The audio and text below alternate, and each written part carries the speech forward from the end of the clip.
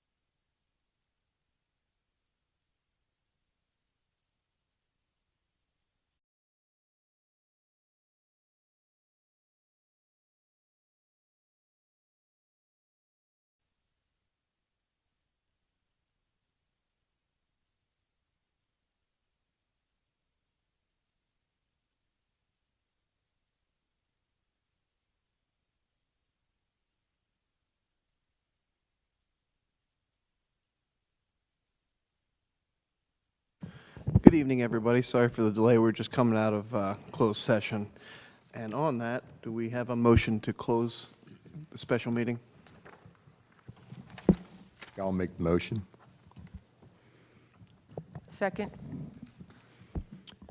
Time is 6:07. Mayor, if you'd like to call the regular meeting to order. Good evening, everyone. Today is I have my special meeting open here, sorry. Today is a regular meeting of the City Council of the City of Cape May, New Jersey.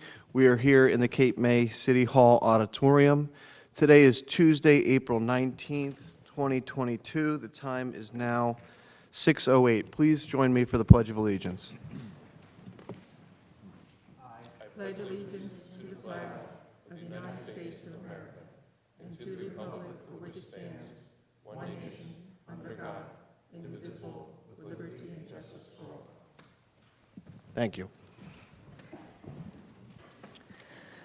Under the Open Public Meetings Law, notice of this meeting was sent to the Cape May County Herald and the Press of Atlantic City, and a copy of the agenda was delivered to each member of City Council and posted on the Cape May City website and Cape May City Hall Bulletin Board. Notice is hereby provided that Cape May City Council meetings are audio recorded and video streamed live. Live video streams are posted to the Cape May City website. The City of Cape May is not responsible if audio recording or live video streaming of a meeting is unavailable. Roll call. Councilmember Baldwin. Here. Councilmember Meyer. Here. Mayor Mullock. Here. Deputy Mayor Sheehan. Here. Councilmember Yeager. Here. City Solicitor Gillenschwartz. Here. City Manager Val. Here. Deputy City Clerk Dillon. Here. We also have the City Auditor Leon Costello with us this evening. All right, Council, any additions or deletions tonight? Additions. I do have one for councils for addition, potential addition, if you're interested. It is Resolution 12904, 2022. It's a resolution authorizing an agreement between the City of Cape May and the Cape May County Municipal Utilities Authority to review, sign, and submit the 2021 Annual Recycling Tonnage Report. Do I have a motion? I'll make that motion. I'll second. Councilmember Baldwin? Yes. Councilmember Meyer? Yes. Deputy Mayor Sheehan? Yes. Councilmember Yeager? Yes. Mayor Mullock? Yes. Any other additions or deletions, Council? No? Okay. City Manager, any updates? Yes, I'll try to be brief, Mayor, ladies and gentlemen. Busy this time of the year, trying to get things ready, open. Met today with the beach patrol head, trying to get that going. We got the Public Works going to start raking the beach, getting everything prepared. The summer employees, our seasonal employees are starting. Met with the beach tag office, making sure we're getting that operation up and running. The meters go on May 1st, just so everybody knows, parking meters. The sheds that I talked about at the last meeting are now ordered. They're going to replace those, what I call tacky cargo trailers that we had, cargo boxes we had on the beach in the summer. They're going to be replaced with sheds that are coming from the Amish country to put all the equipment in from the beach tag office and the beach patrol office. It'll look a lot nicer than having those. We're still working on the electric vehicle charging stations, trying to get some prices on that to report to council. Had a good meeting with about the fire museum with Mr. Matthews and Lieutenant Lag and Casey that comes under Civic Affairs, now trying to work a program for this summer so we could expose that beautiful fire museum and having some people there talk about it and show it off to our visitors this city. So we're working on that. Congratulations to council for a $400,000 grant we just received for the Kiwanis Park.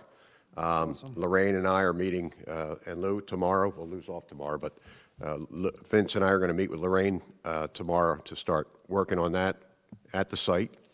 The abandoned boats, the mayor and I were talking about that issue. I have the state police working on that now to identify the rightful owners. We know on the one boat, but the one that's out in the middle of the harbor that's anchored out there, we're trying to find out who is responsible for that and get it moving on. Temporary parking, I worked it out with Curtis for our employees still over in the Acme lot with all our construction going on with the fire station. We meet weekly about the fire station every Thursday and get up updates to make sure, as you can see, ladies and gentlemen, if you looked at it tonight, almost all the outside walls are up now. And once that's done, they'll pour the concrete flooring and then start working on the interior of the new firehouse. We met with the Lower Township MUA to resolve an issue with a billing dispute we had. I think that's resolved, and I don't know if we're talking about it tonight or another time, but Chris and I and Lou met with the principals over there. Stu Farrell, we got a letter from him. Lorraine, the Beach Committee, has been working on that. And that's about the highlights. I talked about Convention Hall last meeting, the improvements we've made. The Ladies Garden Club has been working hand in hand, literally, with our Public Works Department with new planning in front of the facility, and then we've painted the wall. It looks a lot better. We also just added 4 electric golf cart parking spots out front, and we're looking at other places throughout the city where we can locate more locations for the golf carts, more or less, electric vehicles. They call them actually low-speed vehicles. The Easter egg fashion stroll went well over the weekend.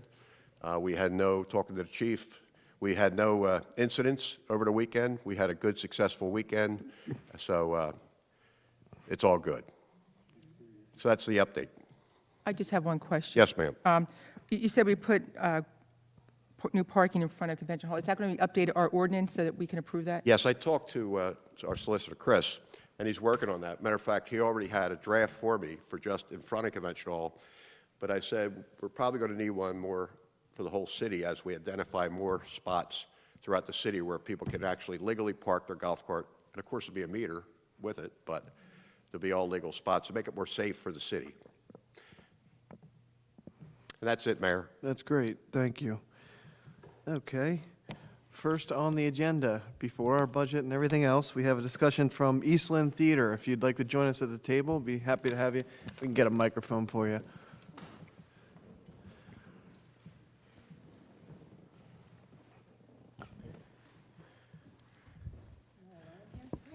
That's my team already. They've already fallen. And don't worry, we are theater people and used to being judicious in our speech. Will only be an hour, maybe 2. I know you have nothing else on the agenda. No intermissions or anything. Intermission, yeah, no drama. For the record, my name is Susan Tischler. I'm the president of the Eastland Theater Company, and I'm here with my fellow Board of Trustees members, Bernadette Matthews and Keating Weinberger. All right, good evening. Mayor, Deputy Mayor, members of council, I'm so excited to be here. Thank you so much. I'm not sure how familiar you are with the Eastland Theater Company, but we are in our 42nd year as an equity nonprofit company.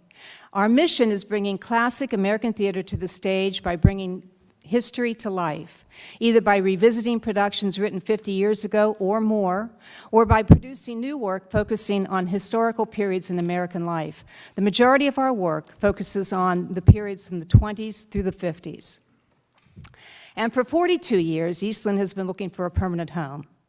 Our current home is at the Cape May Presbyterian Church, and it's a beautiful space, as well as being a joy sharing the space with a wonderful congregation and Pastor Nicole. However, Eastland needs a permanent home in which we do not have to strike the set every Saturday night for Sunday services, work around funerals, weddings, and all the many activities that a thriving church is engaged in. We would like a home with the freedom to explore set designs which are more adventuresome and not as simplistic, dictated again by the fact that we have to strike the set. We strike the set every Saturday night, so if it's a 6-week run, every Saturday night we have to do it all over again.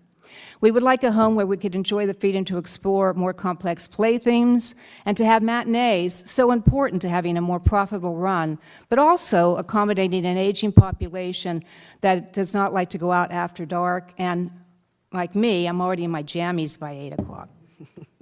Furthermore, we would like to love the opportunity of simultaneously preserving an historic building. We came very close years ago when it looked like we could call the Yellow Church at the corner of Franklin and Lafayette home, but that fell to developers and it's now a condo. And just that fast, Eastland lost their home, but we also lost a piece of Black history which is gone forever. Yes, the building is there, but the history associated with it is no longer being honored as it would be at the AME Church, we feel. We're asking the city not just to lease the AME Church to Eastland Theater Company, but to enter into a partnership, which was different than I feel that your other agreements are in the city. We would share the space for community events when the theater is dark or when we're not performing. We could curate shows, we could offer the space for lectures, meetings, and gatherings, and to be the caretakers of this historic and beautiful space which the AME congregants, the Center for Community Arts, and key members of the Historic Preservation Commission saved from becoming a parking lot.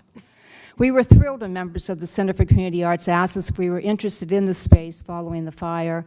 We are still thrilled and hope that you as members of council share our excitement to bring this empty building to life. Before I turn it over to our other board members, let me first offer you this cautionary tale. 4 of you are up for election in November. I'm sure all 4 of you are running. I'm sure all 4 of you are going to win. But God forbid, if all 4 of you do not prevail, and the new council is sworn in January, and if the AME Church is not leased and is left as an empty shell with the city as the sole caretaker, what happens if the new council, who are not so pro-preservationist as you are, but more pro-redevelopment, and suddenly there's a for sale sign in front of the AME Church, and suddenly it becomes a boutique hotel or a condo again. And just that fast, another piece of history is gone, and a piece of black history. An empty building has no future because it has no life. A decommissioned church filled with theatergoers, open to people who might never otherwise have gone into that restored building, honors both AME, the Eastland Theater Company, and honors the city of Cape May. It becomes a place where history comes alive, and I hope you will grant us this opportunity. I'd like now to introduce Bernadette Matthews, a lifelong member of the AME Church and a supporter of its founder, Richard Allen. Bernadette? Yes. Thank you, Susan, and well done, I must say. I'm so excited. I am a board member of Eastland Theater Company, rather recent board member, but I've been a member of its organization in terms of attending a lot of its historic plays and so forth through the years. So I've been a major supporter and just recently been placed on the board. As Susan says, I'm a lifelong member of the African Methodist Episcopal Church, otherwise known as the AME, for those who may not have known what that acronym stood for. And I'm a devout follower and supporter of its founder, Richard Allen. And to that end, I would like to share just very briefly a piece of history to give you a perspective of Richard Allen and the AME Church. Richard Allen and Absalom Jones were lay ministers of the St. George's United Methodist Church, which is the first and oldest United Methodist Church in this country. Our Cape May United Methodist Church reports into the same conference as this historic St. George's United Methodist Church in South Philadelphia. These 2 men, Richard Allen and Absalom Jones, as lay ministers in the church, were forced to sit in the balcony while the other lay members sat front and center.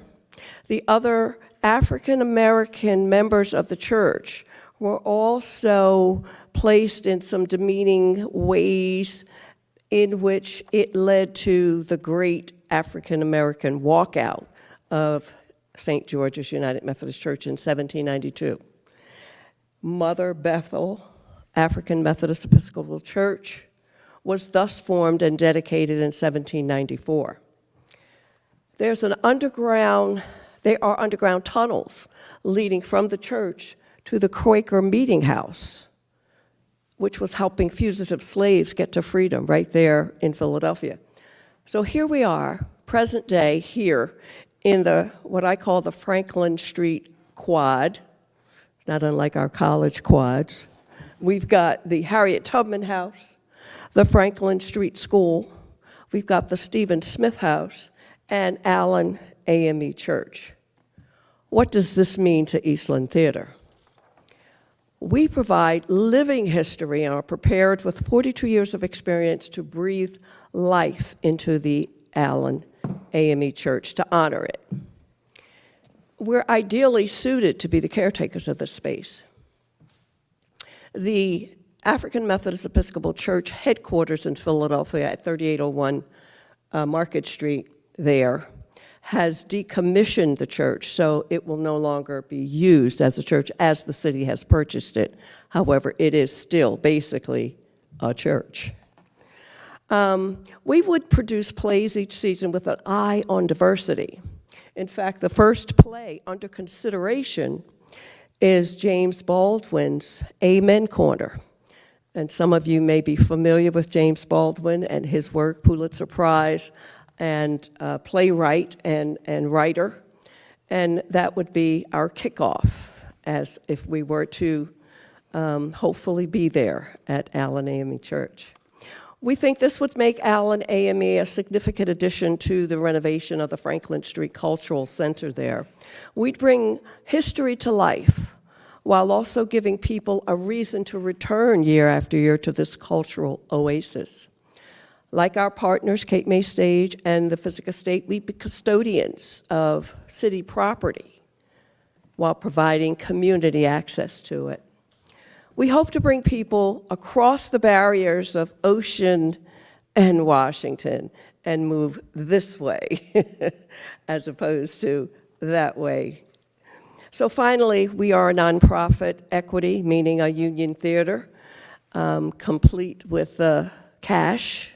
We're not asking for any handouts, and hopefully you all will make a decision in our favor for the use of Allen AME Church. Thank you very much. Thank you. Thank you. You're welcome. And Kitty Weinberger will speak next as to our plan. Katie Weinberger, Eastland Board Member at Large. So I'd like to give you in general what our financial proposal is for the lease of the AME Church. This proposal is not meant for any board members in particular. It's meant to be proposed to the city of Cape May. Okay. First of all, we'd like to lease the property for 10 years, and we're offering $120,000 for those 10 years. We're offering upfront, upon contract signing, $80,000 to be paid to the city of Cape May within 10 days. After that, once we take possession of the property, i.e. when you give us the keys to the property, then the rest of the term of the lease begins to play out. Our 10-year term begins then, and the rest of the lease rent begins then. We're hoping that this proposal is structured so that if the city of Cape May is successful in getting any stabilization grants or revitalization grants, that our matching funds, that these funds up front will help us utilize those matching funds that may be granted from whatever entity is offering those. We have explored our own set of grants. We know that some of our grants are exclusive from the grants that the city is going after, meaning that we can't get the same grants that you're going after because it's one or the other. We don't consider double dipping. So we're hoping that this will facilitate the revitalization and physical stabilization of the property. That's great. That's all I have. Questions? I just have a question. In order for it to be a theater company, what are you requiring inside? And is there any additions inside or outside?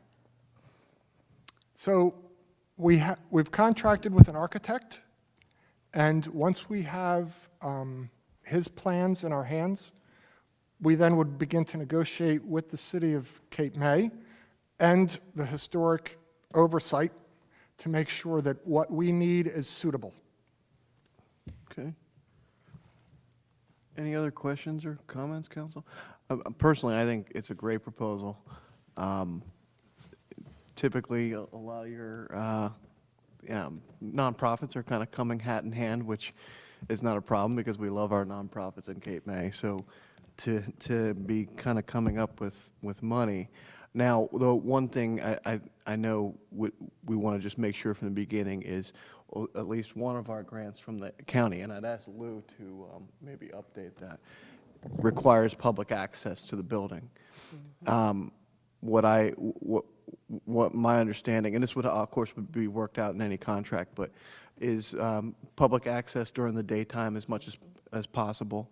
And then my understanding is most of your plays are Thursday or Wednesday through Sunday. Right. Is Yeah, that our correct? run is, well, our run currently is Wednesday through Saturday because we're in a functioning church. We would like to run Wednesday through Sunday and do a matinee Saturday and Sunday. Okay. And by the way, our season runs, it basically runs June through October. And then we do a Christmas show. We might extend that as well for the same reasons, but technically we're dark 6 months out of the year. Right. And, but would certainly be available, in terms of anyone needs access to the building, or, anything. I mean, first of all, we all live here. And I think that's important for the community of Cape May to be able to access that building still Yes. almost Exactly. pretty much every day during the day, maybe Saturday, a matinee, but, and then definitely your Monday through Wednesday, Monday, Tuesday, Wednesday type time frame. Yeah, Monday and Tuesday, yeah, yes. So almost every day, 9 a.m. till 5 p.m. besides Saturday. And January through May. Right, We every start day. rehearsal probably around the 20th of May for the June production, or maybe even later, maybe even June 1st. And of course, much of the upgrades that we need as a theater, if other people are renting from the community, the lighting, the sound, Right. all of those things, a stage, for example. And I think just a couple of other examples that I think are good ones for the city that have really worked out for the taxpayers, if speaking just strictly financially, and then obviously your educational programs and things like that. But of course, we have CCA, which is now actually in a city-owned property, but that's been a tremendous success for the city. Yep. But MAC, being at the Physic Estate, as you all know, the city owns that property, but has had basically very limited bills due to the fact that they take care of that property. And frankly, strictly financially, that's been a successful partnership for the city. The Nature Center. Oh, yeah. right. Again, Yep. I think we only get $1, and I don't even know if they send us that dollar, by the way. We gotta check into that. But Check on that. that has been, they take care of the building. We don't see really any bills from that building. They do that. Okay. And provide that education that frankly the city can't. They provide those programs for our youth and for everybody. And Cape May Stage? Cape May Stage, another one, Cape May Stage, who have been a tremendous caretaker of the Shackleton Theater. Right. All of you may know, across the street from Rotary Park. We've had tremendous relationships with all of those groups in regards to nonprofits. So you have a little pressure on, because you have some shoes to fill in regards to that, but. I think there's some obstacles that we have to really look at. And one of them is, it's been a whole year and we haven't gotten a preservation plan yet for the AME Church. And that really has to get done. The preservation plan has to be written. I think, Lou, you had talked about You last don't have year. one, No, Deputy we Mayor? don't have one yet written. I thought, it was my understanding that you did. No. I'm misinformed. We're currently under contract with Nancy Zerby, who is working on preparing a preservation plan. Right. And we at our last appearance to the County Open Space Board, indicated that we would have a plan before we came back for Phase 2. Right, because I think that's important that we get the preservation plan before we move in with any kind of lease, because that's important Yes. for us, the preservation. And for me personally, the most important part with the AME Church and why the city purchased it is that, the AME Church, being from Black history, is simple. And I wouldn't want to see any additions put on it on the outside, because I think that would take away from the church. The whole idea is to keep it simple. Because if that's the case, why do we buy it, preserve it, if we're going to put additions onto it? That's not preserving the church for what it is. And I guess, with the inside, what it has to be done in the inside with changes, I would think that would be up to the theater company to pay for those changes, like we do with the Cape May Stage, that they pay for their improvements to it. And also MAC, they pay for their improvements to the building. But, I think it would be nice to have the building utilized, but at the same time, I think it's most important that we preserve it for what it is and not try to change it so that people don't understand what, being a black church, it was simple. They didn't have all the amenities that the other churches had. And the city has obviously a history with that. Cape May Stage, Right. that was converted, so, yeah. Which was also a church at one time, too. Right. Yeah. It I think was, yes. I'd love to see folks in this building, as caretakers, as stewards of this building. It's an important, like you said, the Franklin Street Quad, it's a very important cultural, historical street with museums. I think it's going to be a great addition to that. And I think there's a good future for us to do this. I just had one question. You have the architect already. That's a great thing for your interior design. Do you have a timeline as to when you think they'll? Yeah, we'd like to be open mid-June of next year, Okay. and I've been told that that's... Not this year. Are you asking about the timeline with the architect? Well, yeah, how Oh, I'm sorry. long will it be 23. till the architect is, till you have a sense as to what kind of improvements you need to make inside? Because that would probably go towards the preservation plan, I would think, Well, that they would that's have to approve it. I can't That's- answer, and- yeah, he is definitely in touch. Nancy was at a meeting that we had inside the church, so he's well aware. I already thought the plan had been done, but he's well aware that he must work with, that was made crystal clear. And of course, it's not our building, so we couldn't do anything anyway, without your... But that But would have to he's be tasked with worked the out. job, with the job of seeing what can be done in keeping with the Right. requirements that are there. Because we don't want to lose grant money Oh, absolutely because not, and of he of knows how the that. preservation plan goes into effect. Exactly, No. yeah, no. I can yeah, just we're- point out, excuse me, I'm sorry, just on that topic, I can point out for council, consistent with other leases, I'll give you an example, the Nature Center lease, the one that council most recently renewed. There's provisions in there that give primacy to grants that are in effect. So if there are grant provisions that need to be preserved, the lease gives preference to those and kind of requires any tenant to be flexible and, mold to whatever conditions of the grant so that those grants aren't jeopardized. So there are common lease provisions that the city has enacted previously. Great. And I just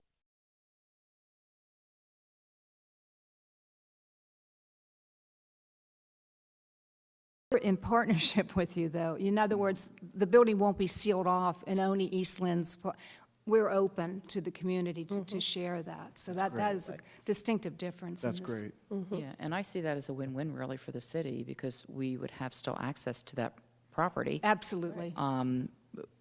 with a lease attached to it.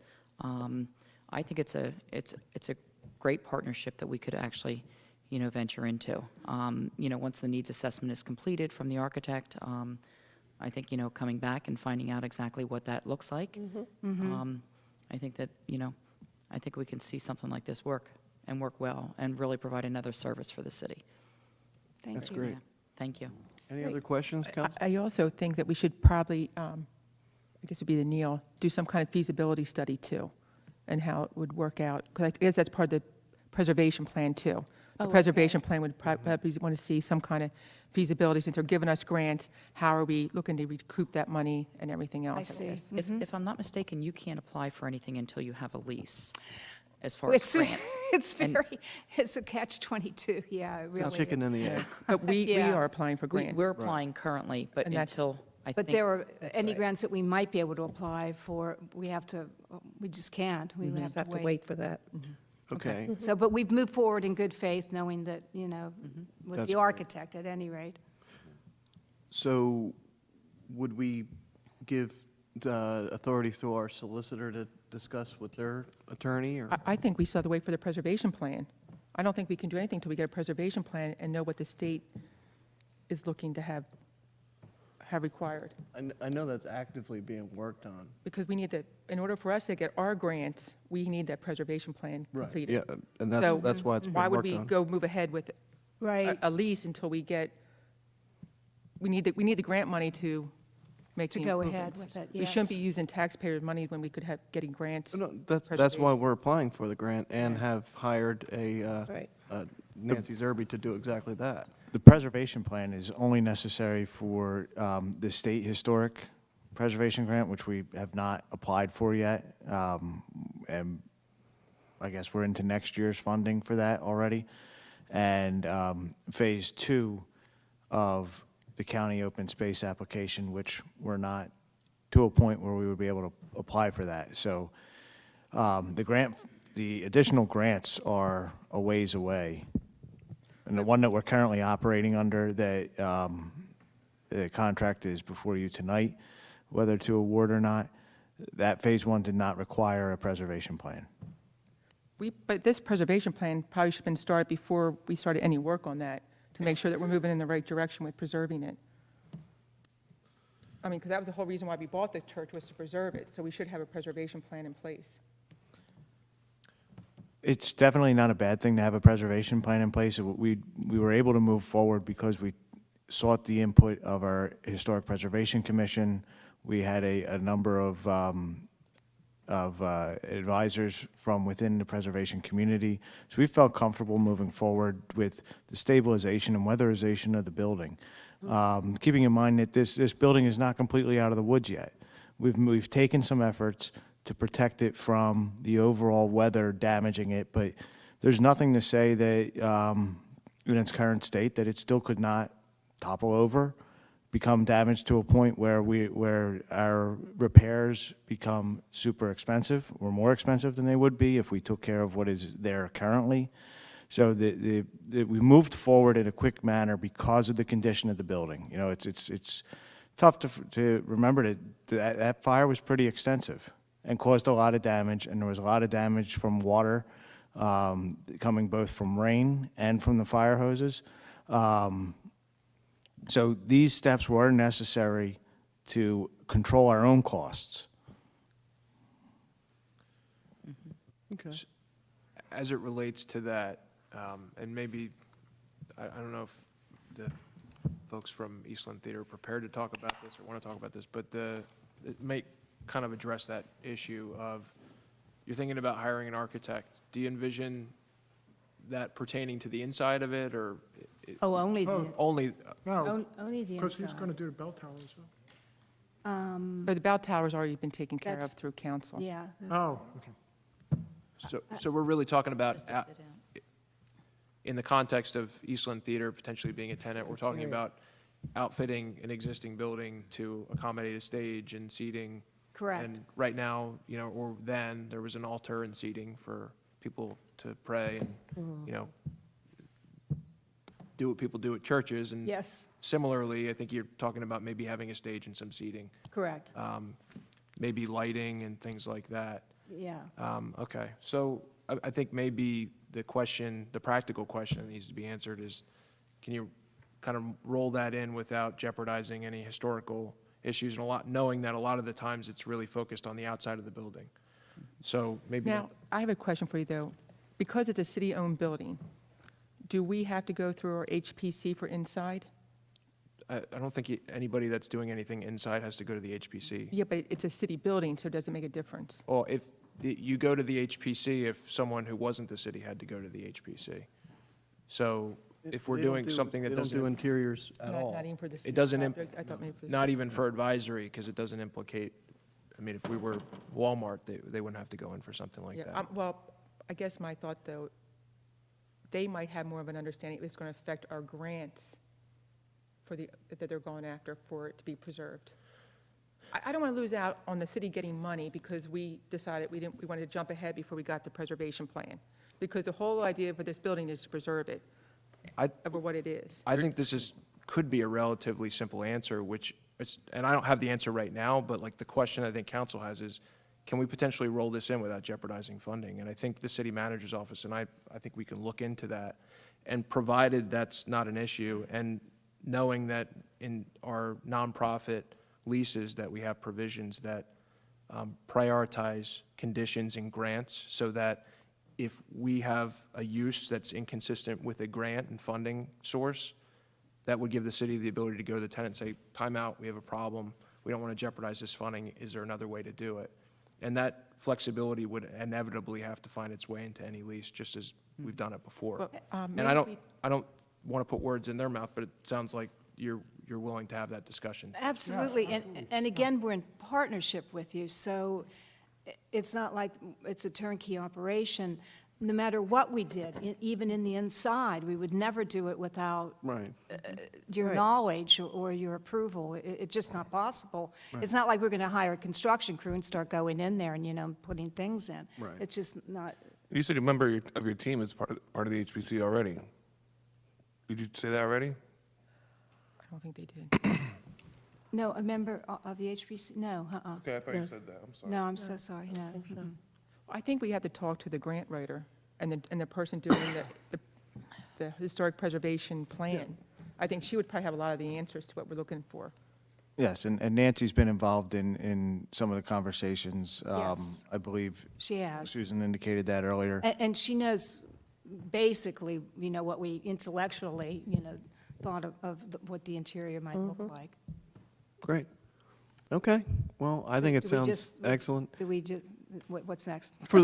Well, I think you need a partnership to move forward, and which I completely understand.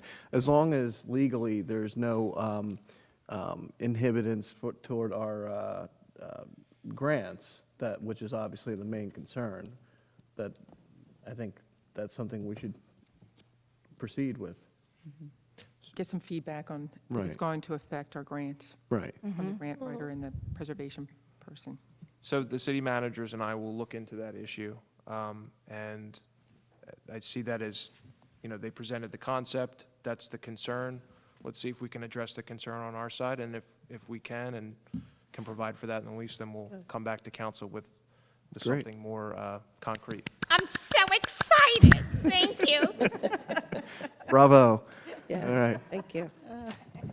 Thank you. Okay, thank you very much. Thank you. Okay. Yes, sir. Oh, did I skip you? No, he did update.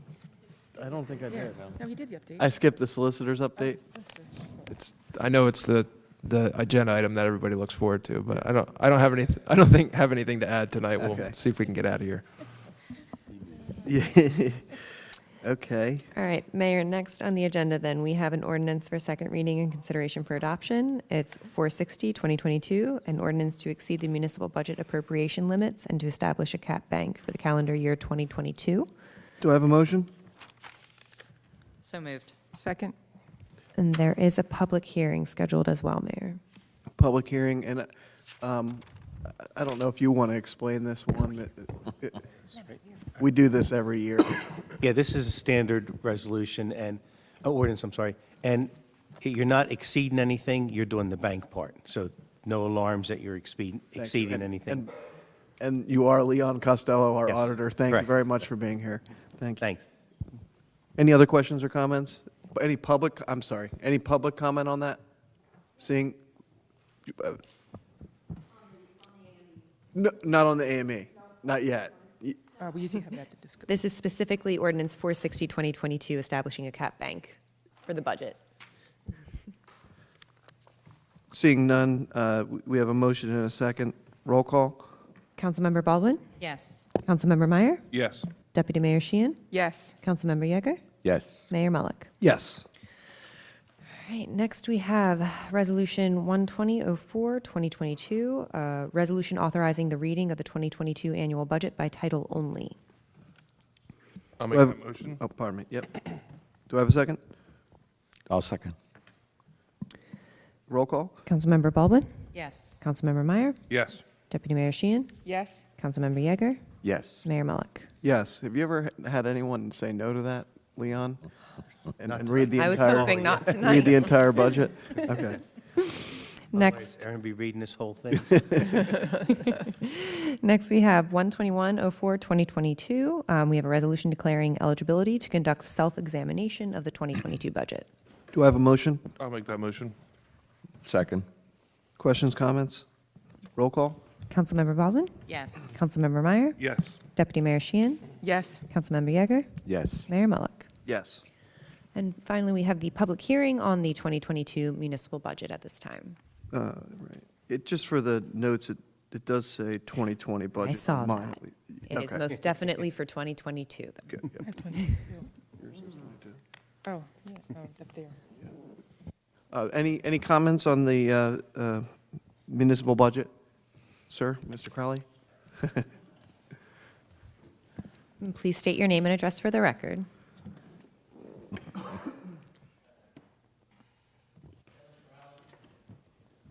Dennis Crowley, 806 Lafayette Street, Cape May. I was prepared to talk on the 2020 budget, but since it was a typographic. It's a little error, old I'm not news gonna now. say anything. Just kidding. As I sat here and listened to this proposal, I put my Amtrak hat on for a minute, and it perked up my ears when I heard that there's going to be a new stream of revenue that's going to support a very important project in this town, and that's exciting because it really does strengthen our relationship with community groups and nonprofits, and it's helping us pay for a very important facility to get up and running as quickly as possible. So that's just a personal aside. I think it's a great idea, and good luck with that, and try and do it as soon as you can, I'm sure. I had a couple comments on behalf of the Taxpayers Association concerning the budget. Taxpayers Association has always focused on revenues and the costs and benefits of the services provided by those revenues. We've looked at this budget, and it's an extremely effective, competent, and carefully done budget. We congratulate the city on it. It hangs together nicely, and it shows careful fiscal management and a very conservative approach to our resources and our fiduciary responsibility. It does, however, reflect the reality that it's beginning to concern us just a bit. And that is that, while the budget has grown exponentially over the years for obvious reasons and for legitimate reasons, it's been suffering under what is probably referred to as a symptom or a condition resulting from the capping of budgets over the years and created what is usually referred to as a do more with less mentality. And we've looked at the revenue side of the budget. It's impressive. The council's done quite a bit in the last year to not only enhance existing revenues, but to create new revenue streams that's going to be very, very productive going forward, not just this year, but every year. Real estate and property taxes are obviously going to be going up because property values are being increased as homes are being sold and built. And new things like the occupancy tax on hotels, motels, transient rentals, residential properties have all created a very significant increased flow in the revenue stream. It's also, in our consideration, highlighted a problem that we've been worried about for some time, and that is the quality of life in Cape May. And we draw a direct correlation between the quality of life and what we think it should be in this town and the existence of ordinances and rules and regulations that govern both the use of our town and the conduct of our residents and visitors. Those ordinances, codes, regulations, if they're not enforced, they're ignored or ineffectively enforced, create the impression that we don't value that quality of life. And that value really comes from the content of those ordinances and codes. And those come from governing bodies. You folks, previous folks, have all decided that this is the way things should be done in Cape May. When they're not done because they're not effectively enforced or ignored, then the message is we don't care about that quality of life. We don't care enough to enforce the ordinances we have to control that quality of life. So we think it's time right now, because there's such an increase in a healthy revenue profile, we think it's time to actually spend some of that money. And that may come as a shock to some folks because taxpayers associations don't often come to microphones and say, please spend more money. But in this case, we want you to. We want you to spend a significant enough amount of money that we can hire people and create a real enforcement capacity within the city government. And we want you to do that with the new and copious revenue. Just take a little slice off the top. $100,000 off a $33 million budget is not a big deal. It is to us because it could make the difference between the value of our quality of life and the diminishing of our quality of life over time. So we think you should do that. We suggest and encourage you to do that, and to also, in the process, do another thing, and that is to look very carefully at all of these existing and new regulations we've put on ourselves to make sure that we have a system that routinely and regularly and effectively enforces those. That's not going to cost a lot of money. That's just pardon me, an administrative function. It'll cost some money to hire people. Of course it will. You can hire them any way you want to, part-time, full-time, anything, any way you want. But the point is, let's staff up our enforcement so that when we look at our quality of life, as reflected in our regulations and ordinances, it really is what we want it to be. And I could go along and along about all the different things, but I think I'll stop there because that's really the only thing the TPA wants to ask you to do, spend some money. Thank you. Thank you. I think that's kind of a compliment to the work of this budget.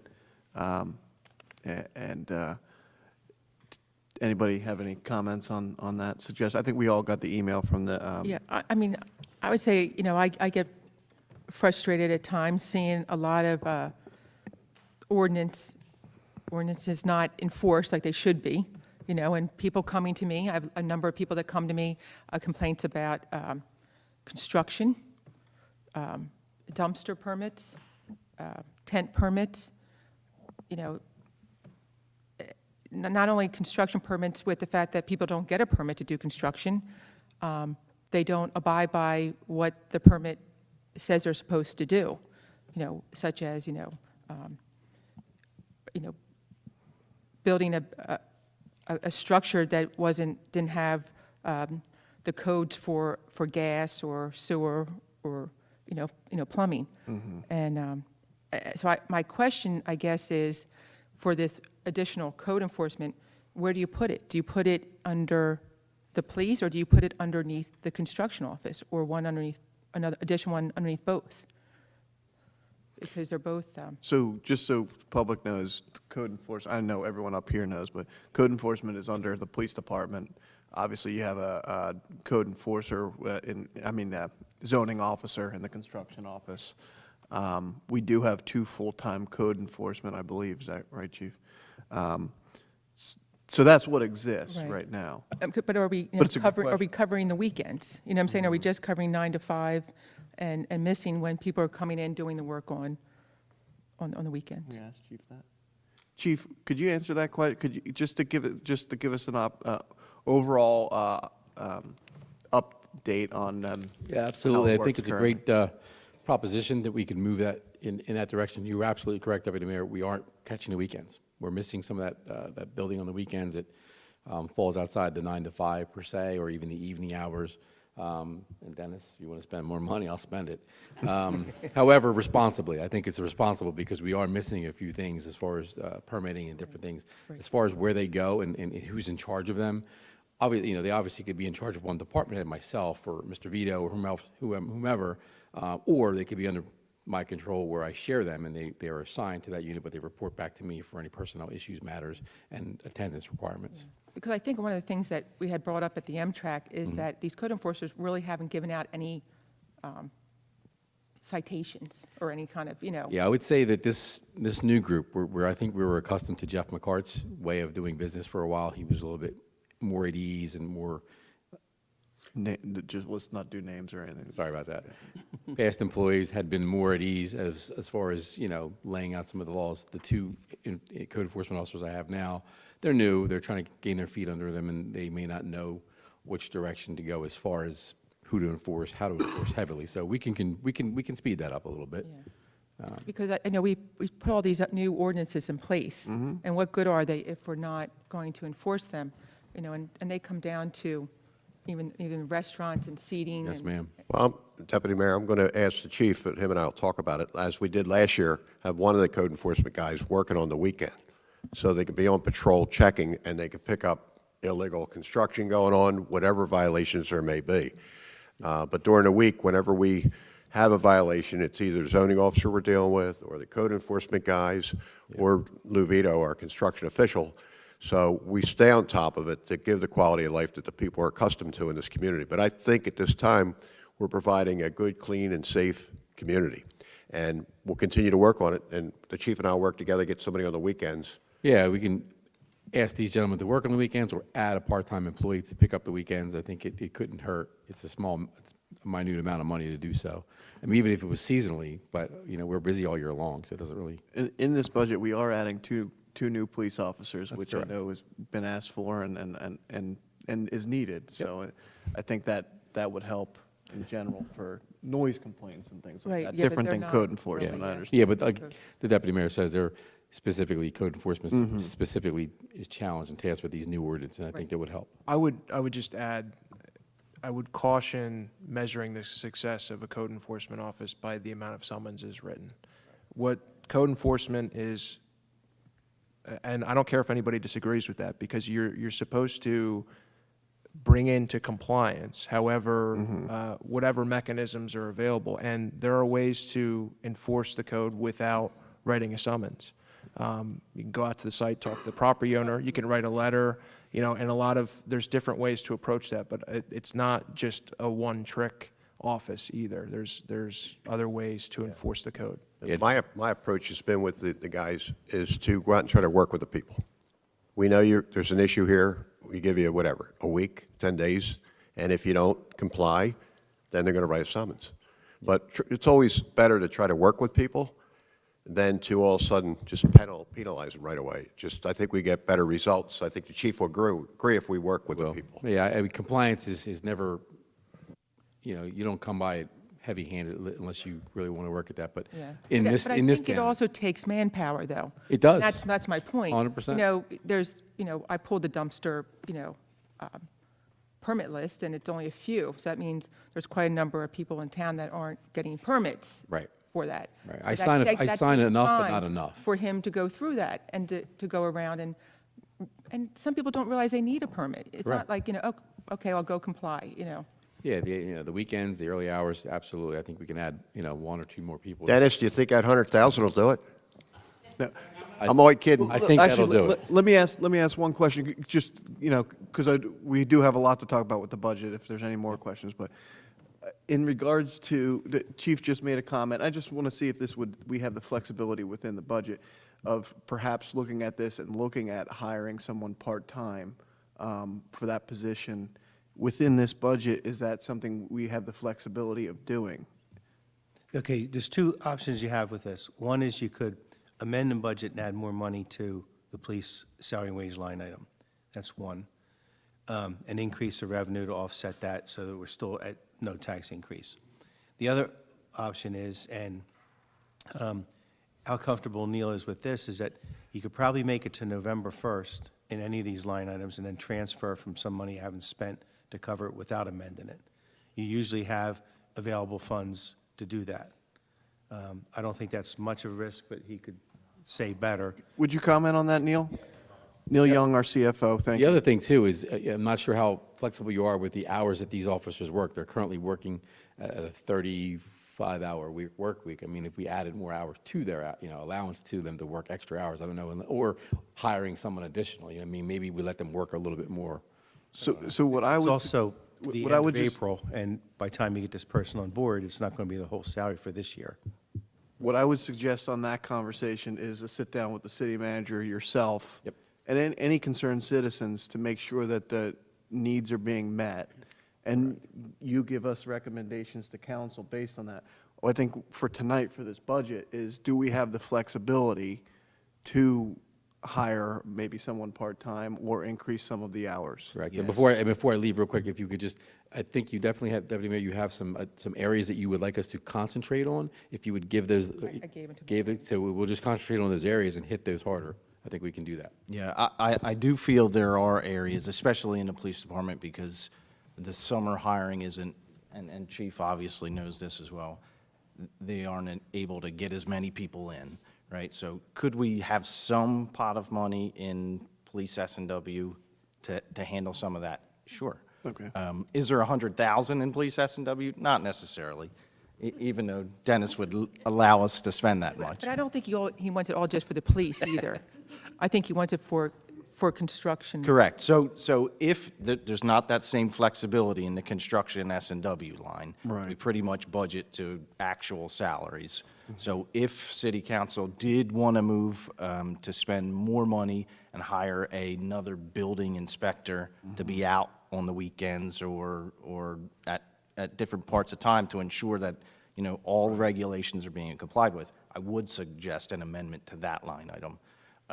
If we're just going the police code enforcement route, I'd say there's at least some flexibility to hire part-time or seasonal workers to help with that. I That's- would, that's what I'm just part of. personally, I would prefer that direction for now. But I think what should happen is a sit-down, and I'm talking more policy than budget at this point, but on the policy side of this, a sit-down between the police chief and the code enforcement officers, city manager, and again, any concerned citizens to see what we can do better. And again, if we have the flexibility within this budget now to do more weekends, more hours, I think that's a good start, because I think for next year's budget, we really learn from this as a real concern and say, okay, do we need a full-time person, another full-time person, or et cetera? Sure, and if we see as the year goes on, as we get closer to November, like Leon mentioned, it's transfer season. There's usually $1 million left. Right. Of spending or more at the end of the year. At that point, come October, we know it's coming. We start that process to start looking to hire somebody, and we're there. So it could work both ways. Start with the chief, see if the police department and code enforcement can handle what you guys are suggesting, and then ultimately, if that didn't work, move to hire someone in the construction world. Yeah. Does the Taxpayers Association have a comment? I just noticed that with the construction office, they're always saying that they need more help in there with the inspections. Just a quick comment. What just took place here is exactly what we wanted to do, and have a discussion about this at the highest level of the city. This is a critical issue going forward. This is our city, and these regulations reflect and define the quality of our life. It's a very important issue to us, but let me reduce it to a visual. You've got a wagon full of ordinances, regulations, and every year we're putting more on top of that wagon. We got the same two horses pulling it. Those horses are getting tired. Put another horse on the wagon, because the staff of this city is working as hard as they can to do their jobs. And their job is getting bigger than their capacity to do it, because we don't have enough people. And going forward, we think we need to take the revenues we're getting, because we've done good things, and put them to a use that we don't use now. It's critical going forward. It's the way we do business. Thank you. Mayor, council, I've heard the wishes of council, and I can assure you we will get things done. Yeah, and I agree wholeheartedly with Dennis. Everybody's working hard, and it is the right move. But we know the manager's office will ensure at least we get in that direction, and for the future, we'll get it done. Good. Okay, so what's the end result here? Are we putting on an extra person? Are the police going to hire somebody else? Or I think, I think we're Yeah. going to talk about that. I don't think we need to put any extra people on right now. We'll see if we can work it out ourselves.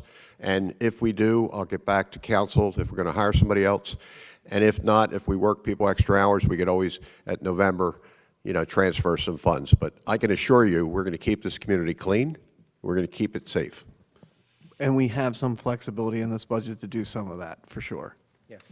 Okay. definitely in the police department side of things. right, Code but enforcement. I guess my concern is the construction office. That Well, I maybe- said if we have usually $1 million by November, we might be able to switch funds by then, but. Sure. But he's saying we really should. I'm just saying that we're at the 55th minute of this ordinance, and to change it, I'm all for it if we can do it real quick, but But this is the whole point, I is think to there's have the option for public comment at flexibility. this time, so that we can make the changes. This is the whole point of public comment. This is the first time we've allowed public comment so that we could, so either we have to find another revenue source, or we have to eliminate something from the budget to do so. But just real quick, because I agree with you, Mr. Meyer. I don't want to make a position at this table right now. I would like a meeting to take place, but what's important within this budget is the financial flexibility to be able to have that meeting and have a real, if the end of that meeting is we need one more person, then that's what will happen through this budget as exists. When it gets to hiring that person, we're not going to do that right now at this table or discuss that too much, but we do have the flexibility within this budget to do that if we have to. Yes. And I'd like to add that I think this discussion kind of gave a charge and direction to our city manager. Absolutely, yep. And our I agree. CFO. Agreed. auditor. Agreed. And just All just a minor side note, there are some changes that are happening within the enforcement. So things might change, and we don't know how that's going to look. Okay. Okay? Any other public comments on the budget, 2022 budget? No? Okay. Do we have a motion yet? I'm sorry, on the budget? No, you didn't do it yet. We did not yet. I wasn't sure if there's going to be council discussion or if you'd like to move on to that resolution, Mayor. Do I have a motion on the resolution? It's Resolution 12204, 2022, resolution for the adoption by council of the local municipal budget. I'll make a motion. I'll second. Council, any discussion on the budget? I just want to make one comment. I think the budget is a good budget. There's a couple things I don't like in it, but as with everything, you can't get everything you like in it. But there's two things that I think have to be brought to the public's attention, and one is that the upper management in City Hall is getting a 4% pay raise, and that we actually have in our budget again this year, which I didn't like last year, and I voted no against it, was the fact that we have for special projects. We're giving somebody $10,000 for special projects, and I think that's a slippery slope that we shouldn't be going down. And that's my two things that I think are not fair and equitable. Okay. Any other comments, questions on the budget? Mr. Meyer, nothing? Good. No, thank you. Good. I'd just say a thank you to Leon, to Neil. A lot of hard work went into it.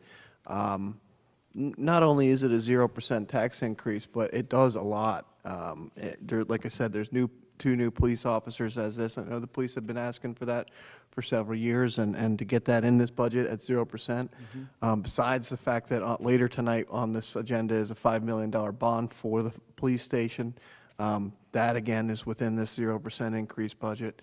As everybody knows, last year was the firehouse at a 0%. So I do think this reflects a lot of good and conservative but good financial planning. And I also mentioned that it does add a good amount to our surplus moving forward. So I think we have a very good budget that leaves us in a healthy condition for years to come. Yes. Thank you. Is that your professional opinion? Yeah. Okay. Thank you. Any other questions or comments? Roll call, please.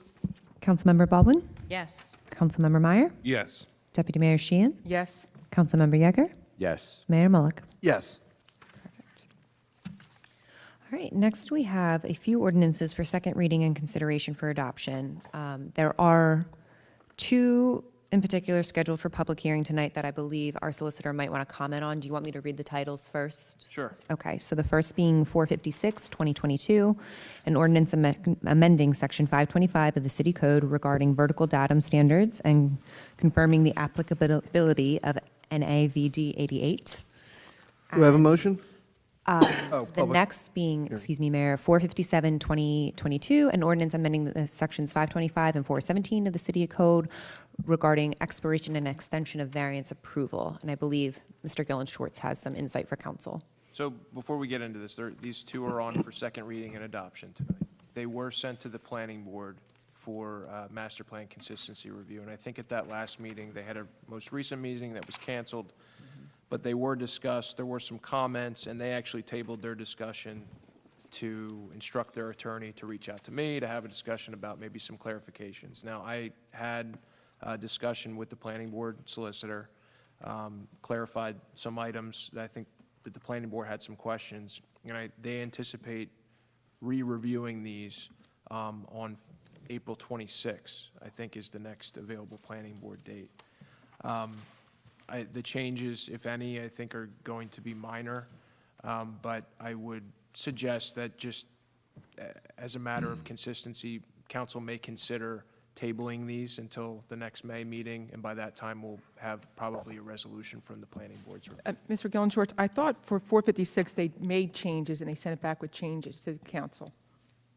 I didn't receive changes. I received, Oh, because the changes were, remember this, though, that they changed the 11 to 10 because it was the wrong number?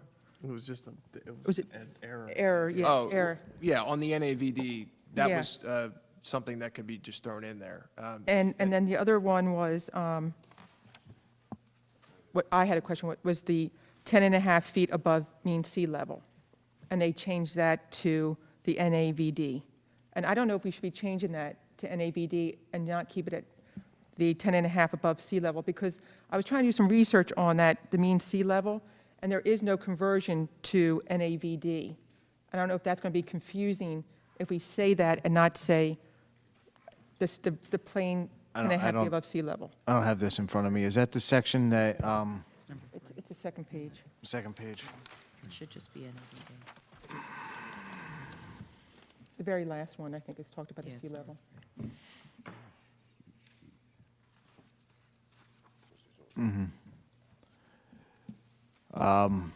Yeah, there would be the conversion if we were to using, in this instance, using the NAVD. What this is mostly referencing is the crown of the road. I am not aware of anything where we've taken the crown of the road measurement. So we don't really do this one. I'm sorry, can We're you- talking about two, right? Yeah, it says it has to be 10 and a half feet above sea level. You're saying that that doesn't even pertain to what we're doing? No. Because I thought when you build a house, you had to be 10 and a half feet above sea level. You have to be 2 feet above BFE whenever you're in the flood zone. Our flood zones are 8 and 9, so you wind up at 10 or 11. This one has you at 11. Height shall be measured from the mean level of the crown of the road, Well, actually, you're talking about the NAVD? NAVD. That should be 10. Remember, that's the one that we Right. were wrong. That should be 10 Right. instead of 11.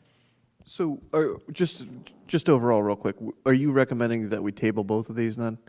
My goal would be to come back to council with clean copies with incorporating all the comments. Okay. Yeah, Planning board addressing all of them. We voted on it, and that's why I was surprised that that didn't come back. It never found its way to me, Yeah. Deputy Mayor. So, and I think my understanding when I spoke to Mr. King was that they were still chewing on it. So the comments were sent back. My discussion primarily focused on the sunset provision, not this, the flood one, because the flood one was moving numbers around. The other one was more substantive, and wanted to make sure that I had all of that the next time this came before council and before you just adopted it. Because we've gone 100 years without a variant sunset ordinance. I think we could go a few more weeks to get it right, so. Actually, the only person this would affect if we table it is our floodplain manager. I really would like it passed. And just for the public, since we got into a little discussion, this is long overdue to change our, the NAVD 88 from the 1929. Well, Yes. Right. What, to be honest, I think because it's going to have to come back to us to go for a first reading. But you don't have that paperwork about when they change it from 11 to 10. Because I was wondering if we can change it and then send it back to, Just amend it and then table it? and send it back to The planning board planning board. for consistency. Sure. You know, I'm saying that way we're, So kick it off, basically. right, because First reading. that way we're, because we only changed, I think, 3 things in here.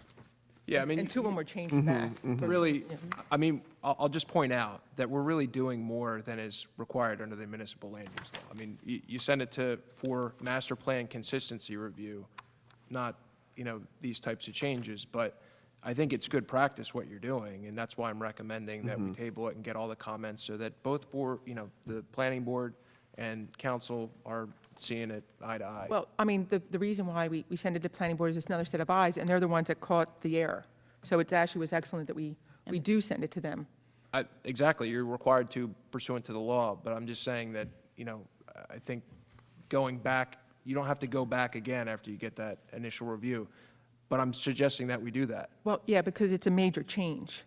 We don't have to send it to them either way. All right. Well, yeah, I'm just saying I just want to make a motion that we make the change Do it, in the yeah. ordinance so that it's clean and that we're good to go. And I just want to be clear, I agree with you. So, So, Mr. Solicitor, would you make a recommendation as to the motion for us?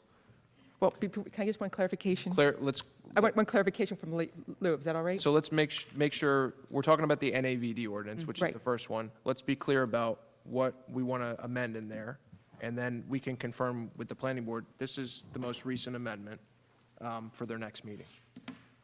Deputy Mayor, did you want to Yeah, number, lead on that? actually, it should be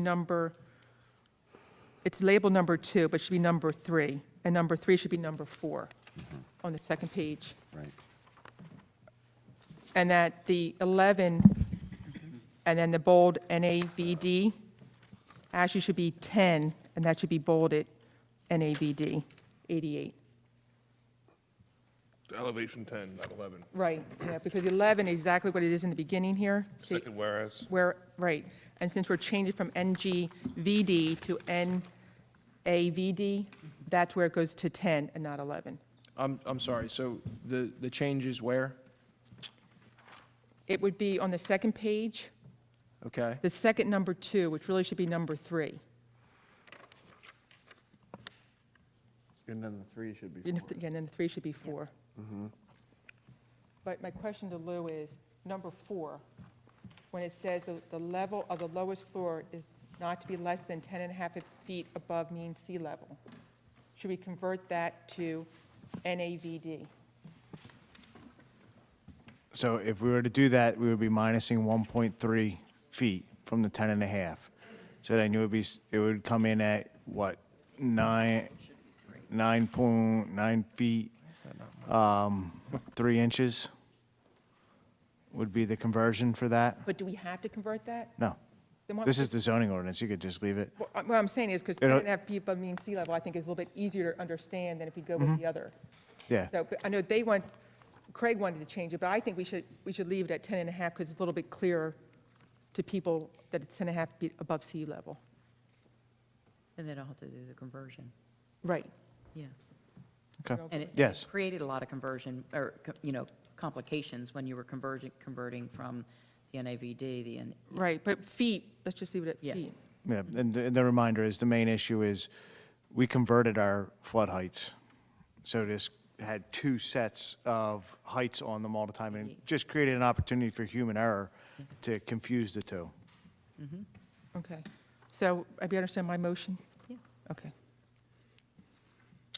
I'll second that motion. Mr. Solicitor, do you have those notes, just so I want to make sure you have Got over here. what we're, Yeah. okay. Okay, we have Easier on paper. a motion and a second. Any questions? Roll call? Councilmember Baldwin, yes. Councilmember Meyer, Yes.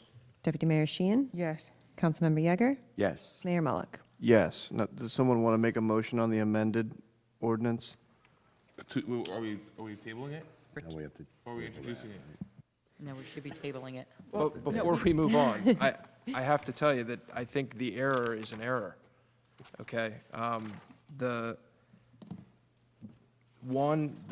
paragraph number 2,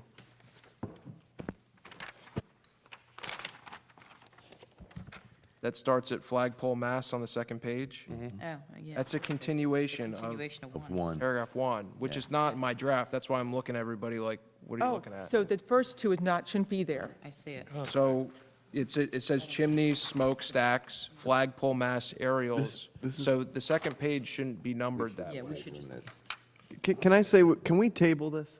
Let's table That's- this, get it all, ready for the next meeting, and we're good to go. That's There's what no I ti- suggested there's at the no beginning of time this crunch. discussion. and Okay. Yeah. the mayor and deputy mayor, you're both on the planning board, so Right. you have, yeah. Right. It was just my impression that what we voted on it, so it should have went back as a voted amended changes to the council. So, and the direction, I have these comments. We'll look at it anew and incorporate these, and I'll send it to Ms. Keenan and Mr. King, and they can review with the planning board. So all we're doing now, we amended the change, and now we can just table it? The only change, just to confirm the numbering's correct, then is changing 11 to 10, which, by the way, is old language in there. So I can incorporate that in, and I'll send it over. But we just changed one of the things we made in an amendment that we just voted on. Was the number? That's fine, but I don't think that's a substantive one. That's just Okay, numbering. fine. So you can make a motion to correct the numbering and then incorporate the 10 instead of the 11, and then we can move on.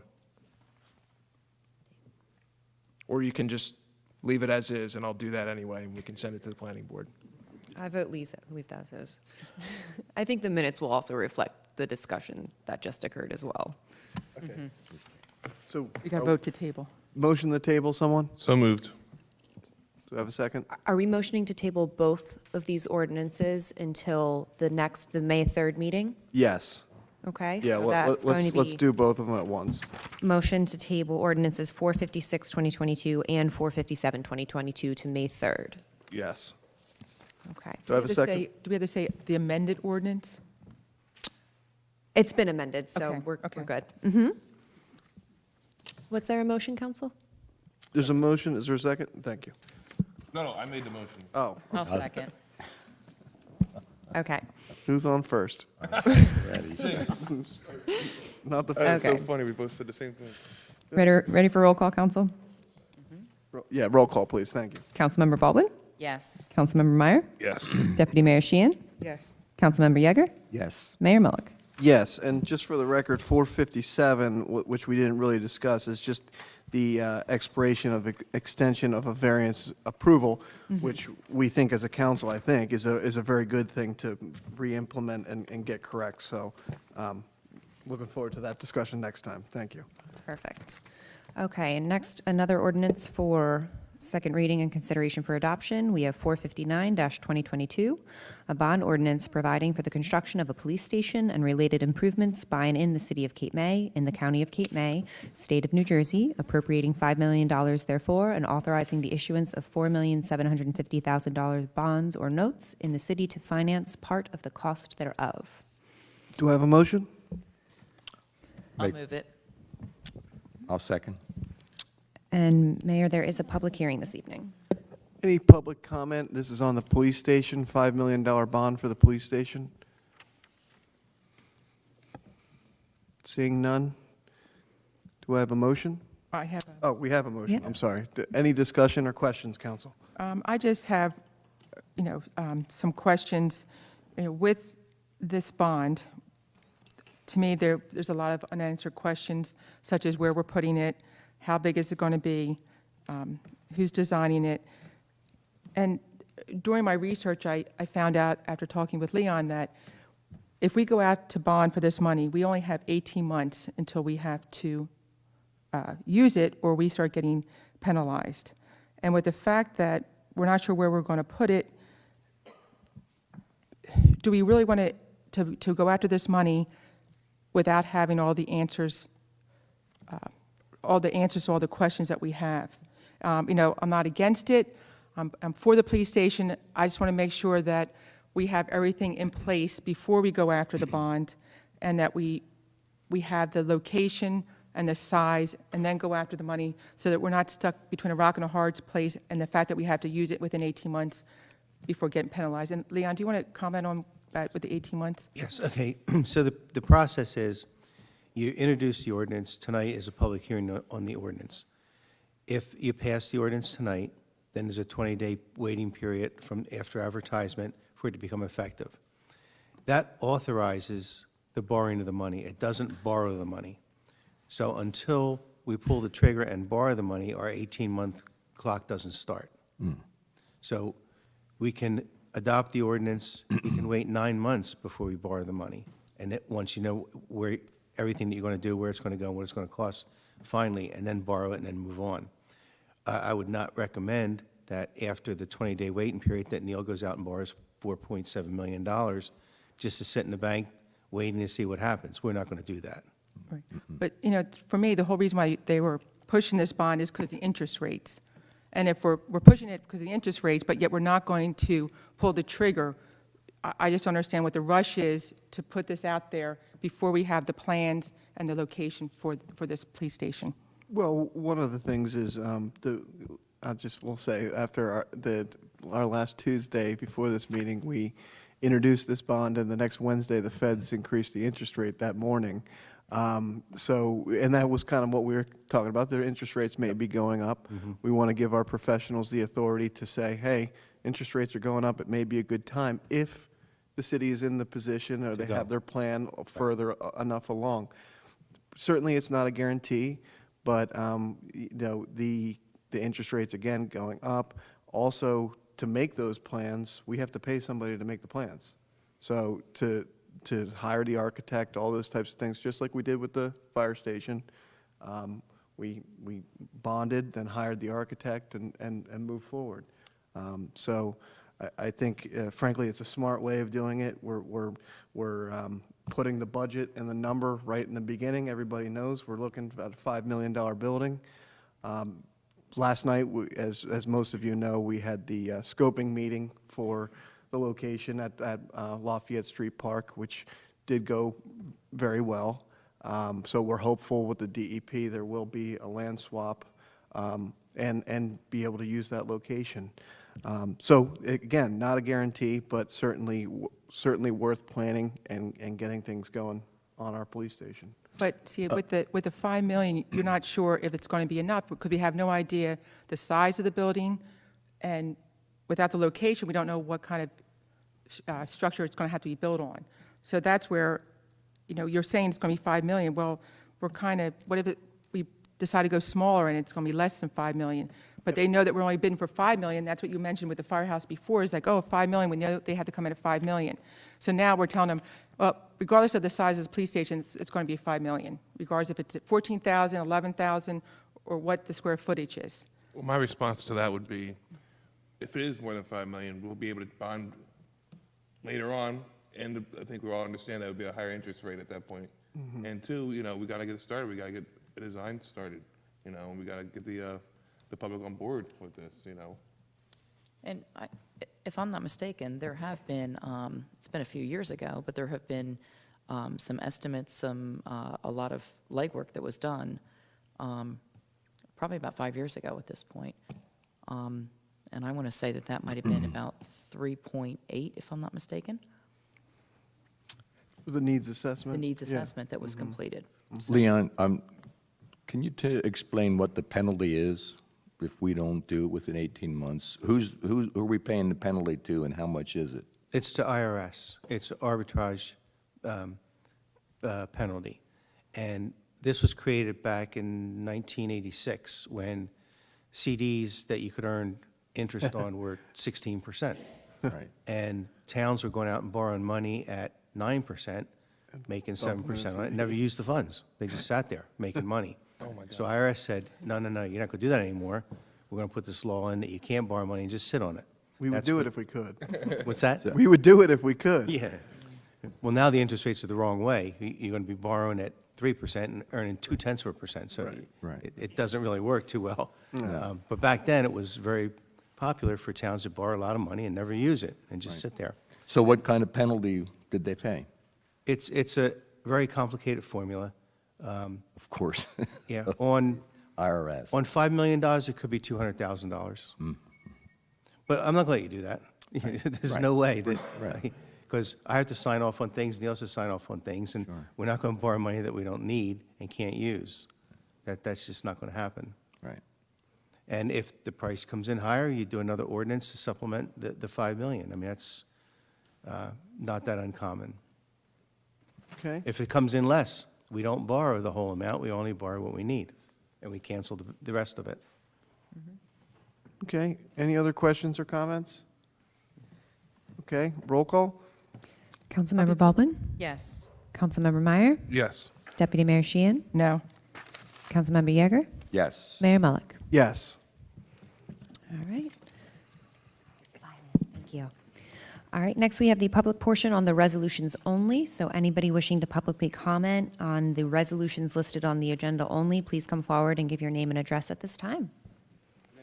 Good night. Oh, Leon, thank you very Thank you. much. And Thank you. and Neil, thank you. Good work on the budget. Thank you, gentlemen. Any public comment on the resolutions this evening? Seeing none on the resolutions, do I have a motion from? Council, I'm sorry. may I ask if there's anything to remove from the Thank you. consent agenda tonight? Can I remove 116? 128 Okay. and 124.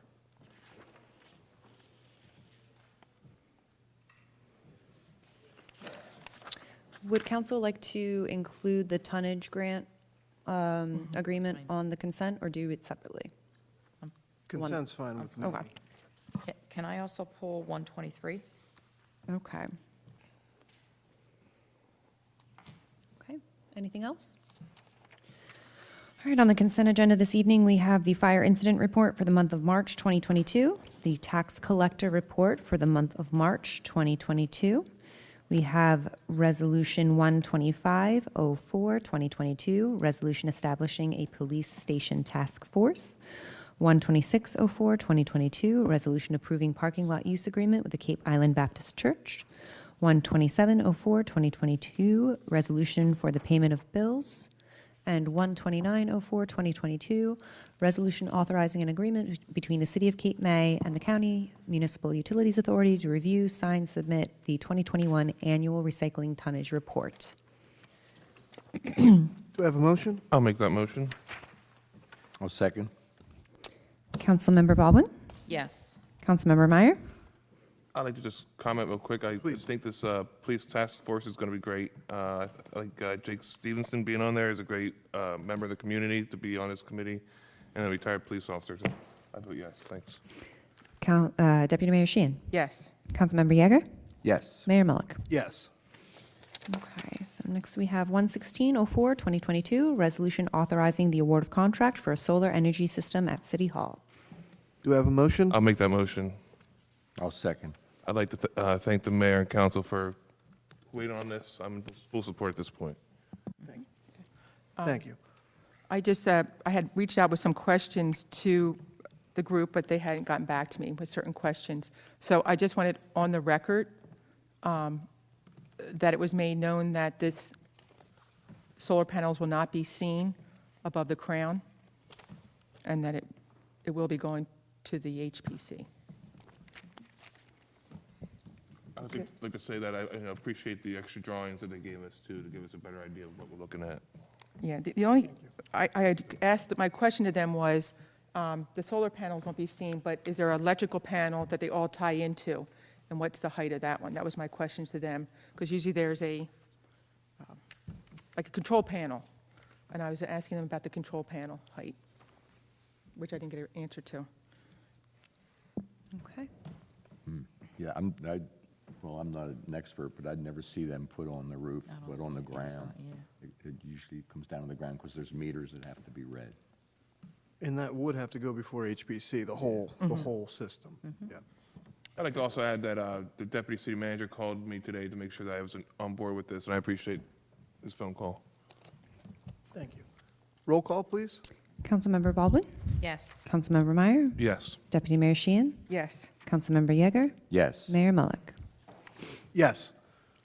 Next, we have 12304, 2022, resolution authorizing a professional services agreement to Palestine and Associates for planning services related to application for municipal plan endorsement from the State of New Jersey Planning Commission, Office of Planning Advocacy.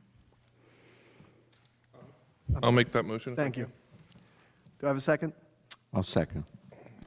Questions or comments on 123? Yes, I'm bringing this up, and typically this council has gone out to bid for engineering services, and this is something that I'm wondering is, do we continue that? Then I called the manager's office, and at this point, I think we probably should continue that same practice and see if we can solicit additional contracts for this. This is the. Can we suggesting the I'm table? suggesting to table it, Okay. and I think that you guys are working on, if I'm not mistaken, manager or deputy manager, you're working on getting additional engineers to Yes, so far we had one no quote, not an interest, and we're awaiting a second one. Okay. And I'd like to table it. I don't think this is really time-sensitive at this point. Can I ask a question before we table that? In the past, when hiring engineers, we interviewed them. Is that something that we would want to do in this process too, instead of just a bid? Because it might give us a perspective of their abilities, their experience, things like that. Yeah. This is like this is the consistency plan for the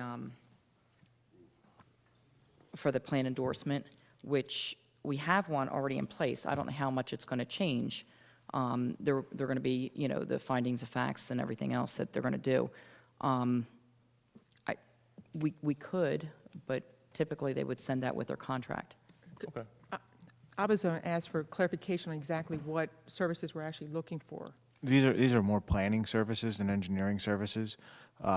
We are seeking to re-up our CAFRA Center designation, which allows for some leeway through the planning process with DEP. Most of the community, all the communities in Cape May County have these CAFRA designations. Ours is currently on its way to expiring, so we're going to kickstart the process of renewing that CAFRA designation. And we do have the time when you say it's expiring sometime soon. We'd be okay to table this? Till the May 3rd meeting. After that, Okay. we would really need to move. Okay, so we all know we need to be on top of this for the next Yes. meeting then? Okay. Yeah. I So would- I'd like to motion to table it. I have a motion. Do I have a second? Second? Roll call, please. Councilmember Baldwin? Yes. Councilmember Meyer? Yes. Deputy Mayor Sheehan? Yes. Councilmember Yeager? Yes. Mayor Mullick? Yes. Okay. Next, we have 12404, 2022, resolution expressing the support of the City of Cape May for Cape May County's project of the resurfacing improvements to Beach Avenue from Broadway to Pittsburgh. Do I have a motion? I'll make that motion. Second? Questions, comments, council? The reason why I pulled this one, I just wanted to confirm that the plans that we approved for Pittsburgh Avenue are the ones that they're going to redo, or they're going to surface with, right? With the bike lanes and the, This is for Beach. Pittsburgh. This is Beach. Oh, Yeah. Beach Drive. oh, okay, From Broadway to Pittsburgh. Yeah. okay. Beach from okay. Broadway to I'm sorry, I just thought it was Pittsburgh. I thought we already approved the Pittsburgh one. Yeah, no. That's why, okay, so my other question was, and I had asked you guys for this through an email, these plans, I was concerned about what improvements they were making to the street. And first of all, are there going to be any underground work done on that? Any piping or? Yes, our water department is right now compiling a list to get over to the county engineering department. They have given us a very tight timetable in which to do any utility work. They want it all done by December. So we're going to put that list together, go over to county engineering, and work with them on how we can get all of this utility work done. Right, because I think there's certain projects that I know that are happening on Beach Drive towards, I guess, south of Broadway. That, maybe we should notify these people so they can get these extra water lines in if they're going to need them, or gas lines Well, put in. That's That's part south of what, of Broadway. That doesn't include that, does it? Does it? Because that's city-owned road, I believe. Correct. To Pittsburgh? Okay, so it's not, Well, to Okay, kinda I'm continue sorry. what you're saying, though, there would be a 5-year moratorium on this road, right? Correct. So, I just think we. if I'm still sitting in this seat within 5 years, I'm not going to be very happy about, granting access to this road because it's such an important road. You have bikers, skaters, everybody on this road, and, we're telling you now, if you need some work done, you need gas or whatever is not hooked up, please do so. Right, but I think as a city, we should notify these people, and I know Lorraine had mentioned that before. Yes, as we do on every city project, we notify people that we will be there doing work, and that the 5-year moratorium will follow. I imagine that the county has a similar procedure in place. I'm not 100% sure. If they don't, then we will do it. Okay, There's also extensive amount of striping changes, a whole lot of sharrows along the road. but there's no bump outs. There's no bump outs. Now, the bike and the pedestrian committee's yet to review all of the striping. There's 10, 11 pages of plans for that, but anyhow, it's going to be pretty extensive. Do we have to White we line. have to approve those plans, though? I mean, because we should not, as a council, leave it up to a committee to make our decision for us. It should be our decisions on how it's going to be striped. It'll be, It's a county plan Right. right now. but you guys will make a presentation to Recommendation. council on recommendations. Absolutely. If there's any problems with it, Because what we're approving tonight was on, I'm assuming what we're approving tonight are the plans that are on the website. Correct. So are they going to be changed then?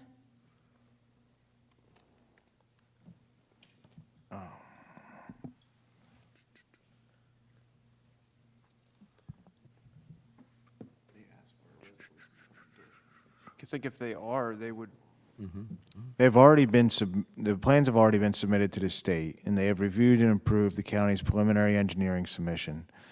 They anticipate making final submission for the project authorization by May 15th. They wanted to reach out to us for the public noticing comment. Our expectation is that the project will be authorized for bid in late September with construction to commence in early March of 2023. So there is little time in there for changes. But we can, we still can reach out to the county. Of course, we can reach out to them, yes. Right.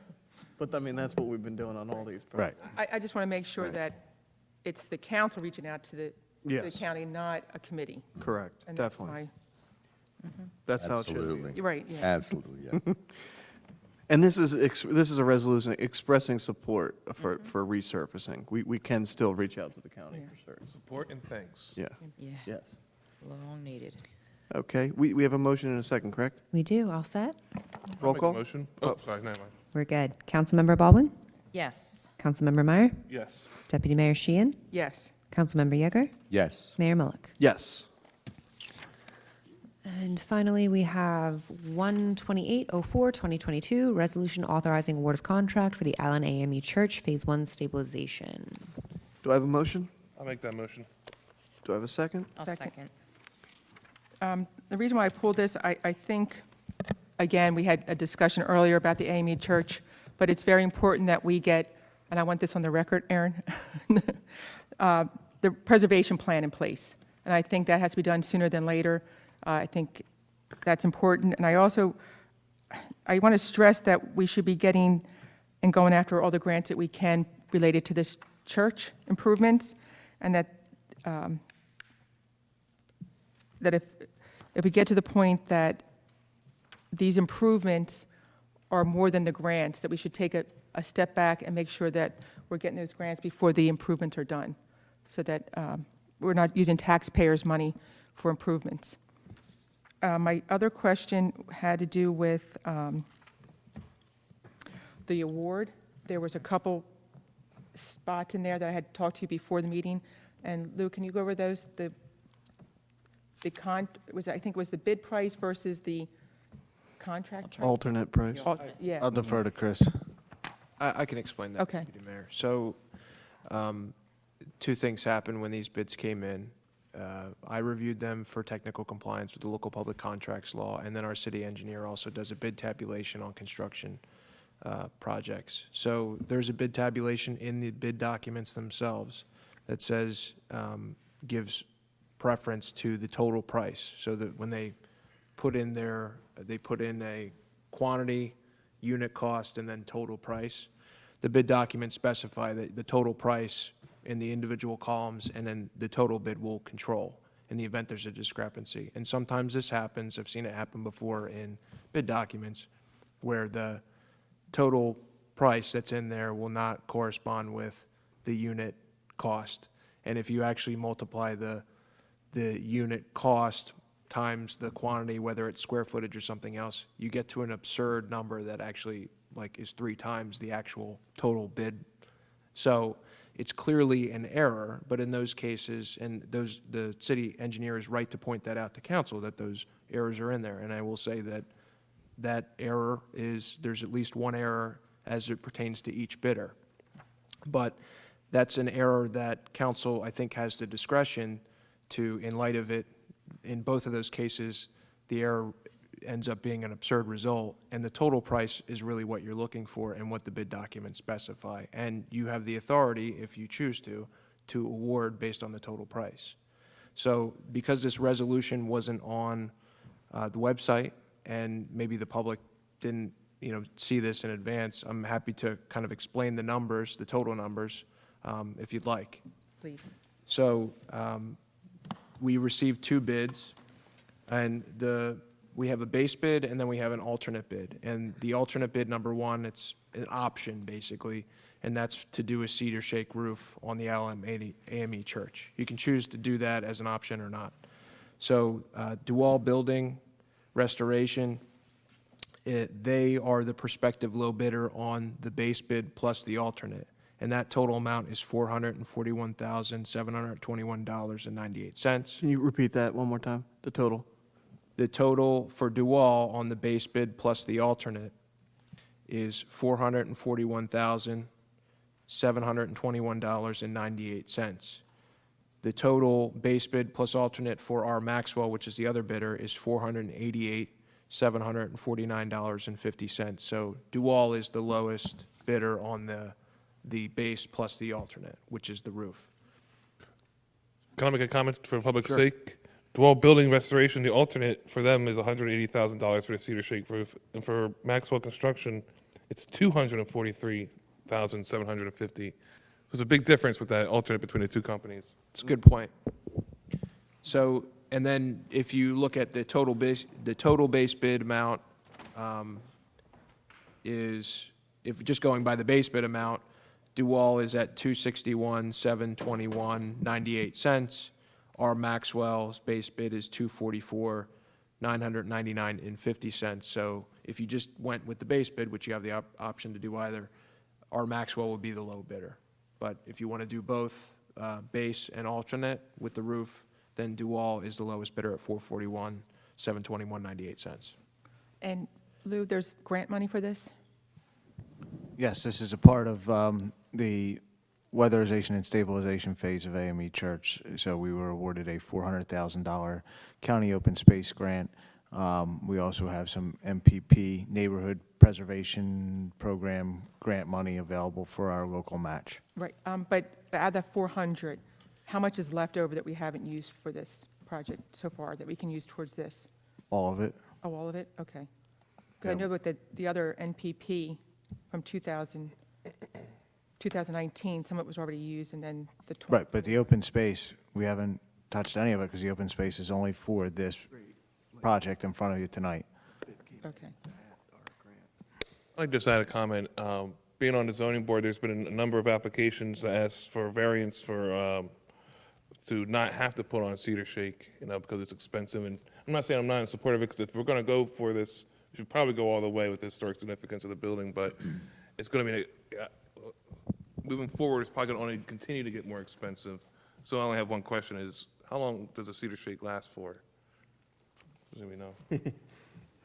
I mean, I can tell you from our experience on HPC that it's like actually not probably, it does last longer than asphalt. Is that right? Yeah.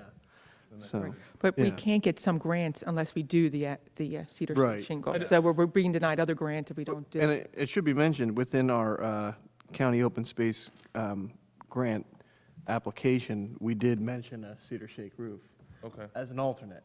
So, but I will say, the great thing here is the grant almost covers the entirety of the phase that it's meant to cover. So it really came in at good numbers. Any other questions? Yeah, I guess, no, You're going to, that's all right. no. We really need to make a decision, though, as far as, are we going to accept alternate 1 as well? I'm in agreement for accepting alternate 1. Well, I think for us to get grants, we need to accept alternate 1. I think we Yes. really Absolutely. should. Yeah, I think we really should. Cedar Shake was mentioned in the grant application. We did ask for it to be an alternate, just basically seeing, just frankly because of all the wood prices, seeing what was going to happen. And they did give us that leeway. However, the fact that it's almost a significant portion is covered by the grant, makes sense to me. So then clearly the award would be Do all. to Dual. Dual. Okay. Right. And I know that there are a restoration company. I'm not very familiar with Maxwell, but I'm sure that that was covered in the bid specs as far as the restoration of a historic building. It's a good point. In their name. And, yeah, exactly. Okay. Any other questions or comments? Good We- discussion. We have a motion and a second. Questions answered. Roll call? Mr. Gillen Schwartz, does council need to take any official action on inserting that information into the resolution, or can we just? So I go guess ahead with the Dual? motion would incorporate, before council is a fill-in-the-blanks resolution.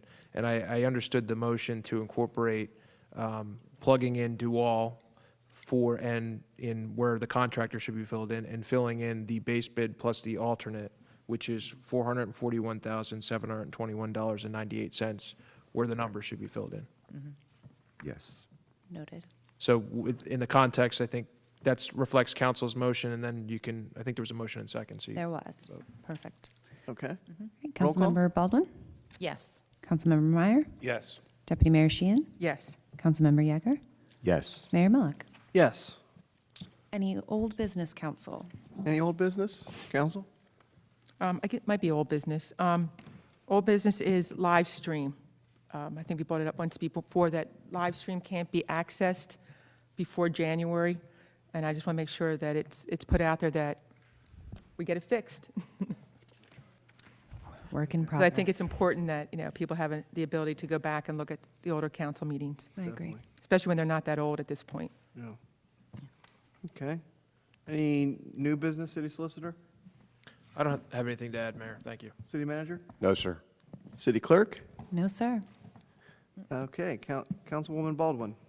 Just a couple of quick things. I hope everybody had a wonderful Easter. Summer concert series is, all of the acts have been put up on the website. Go online. The tickets are going quickly. It's a really good lineup. And then the last thing is, during the beach safety, one of the beach safety subcommittee meetings, we were talking about, with Mark de Blasio, talking about Stu Farrell, what he used to do as far as mapping out our coastal areas and doing our surveys. He does almost every other municipality up and down in Cape May County, except for Cape May. He hasn't been doing Cape May now for a few years. What that ability gives us is if there's an extreme nor'easter that comes up, and it shifts our sand, we're able to go back and put back that sand to the area of where it was during that survey. So something that we're looking at doing and pulling Stockton back in, and having him, redo the mapping, redoing the surveys, really kind of to protect the city, That's great. okay? And that's all I have. Okay. Councilman Meyer? I don't have much. I just want to say these lights in here are great. Right. It really is. Right? Yeah. Great. Deputy Mayor? I have two things. First, I want to clarify that I'm not against the police station. My reason for voting no to the bond was because I think there's a lot of unanswered questions that should be answered before we go out to bond. But I'm in full support of a police station. My second question is, we received a couple emails, and that I think it's something that maybe council, maybe we should be talking about this. Somebody has requested that they come before council for beach safety. And tonight we had the Eastland Theater company here. Are we going to allow this other group to come before council? I think they're waiting for an answer from us, and I guess I was assuming that it was a go until I saw that they haven't been answered yet. So that's why I'm putting it out there. I have no issues. Yeah. Good? Okay, so then we can Put them on the agenda. put them on the agenda, Okay. Aaron? Yeah, I'll be in contact with them. Okay, That was it. all good? And Councilman Yeager? Nope, nothing. No? Okay. I do want to thank council for working with our police department and working toward this police station. I see one of our task force members now, Mr. Crawley, who lives right across the street as well. So I appreciate your efforts, and I look forward to working with that group. I think that'll be a real good thing for the city, and especially for our police and for our safety moving forward. The 4 new parking spaces, I do compliment Public Works. That's great for the golf carts in front of the convention hall. Very cool. Easter egg hunt was, I think, the biggest attendance ever. The Kiwanis Club did an excellent job with that, and I know there was a lot of happy children. I had 3 of them. And the Easter fashion stroll was quite an event, well attended, lots of fun. I did not have to judge this year, and I try to keep that record going. So anyone who wants to volunteer, let us know for next year. So thank you very much, and we'll open it up to public comment. Chief? Real quick, I just wanted to thank Mayor and Council and the City Manager's Office for entering into this prospect of a police department. We are thrilled to at least have the option to move forward. We want to answer the questions that the Deputy Mayor has as quick as we can. I think that would be very clear for the public and the rest of the members of council to see the forward progress of that. I think those answers should come as quick as they can, but in a manner that follows the scoping meeting from last night, the DEP's recommendations. So we're hoping that that goes all smoothly. We absolutely look forward to the park and that area there. So thank you from the police department and the members of our staff, both police officers, my support staff, and myself. Thank you. Chief, you did a wonderful job last night in representing the city, so we appreciate that. Thank you very much. Thank you. You know, I forgot one thing I'd like to say is just to remind everybody, hopefully people that are live streaming and everybody else in the city, it's in our best interest if they're in support of the property swap that was discussed at the scoping meeting. It's really important that within the next 2 weeks that they give written support, which can be done on the website. That's great. It would really go a long way to making sure this happens. So. And you can give that to the city clerk. In writing to me, Exactly. please. Perfect. Thank you. Any other public comment? No? Motion to adjourn? All right. Thank you, everybody. Have a wonderful evening. The time is now a minute before 8 o'clock.